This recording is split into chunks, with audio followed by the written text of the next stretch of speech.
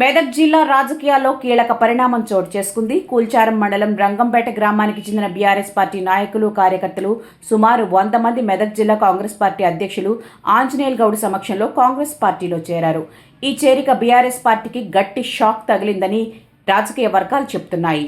BRS పార్టీకి రాజీనామా చేసి కాంగ్రెస్లో చేరిన వారిలో రంగంపేట గ్రామ బీఆర్ఎస్ పార్టీ అధ్యక్షులు తలారి దుర్గేష్, మాజీ ఎంపీటీసీ గోకనిరాజు గౌడ్, మాజీ ఉప సర్పంచ్ యాదయ్య గారు ప్రముఖులు.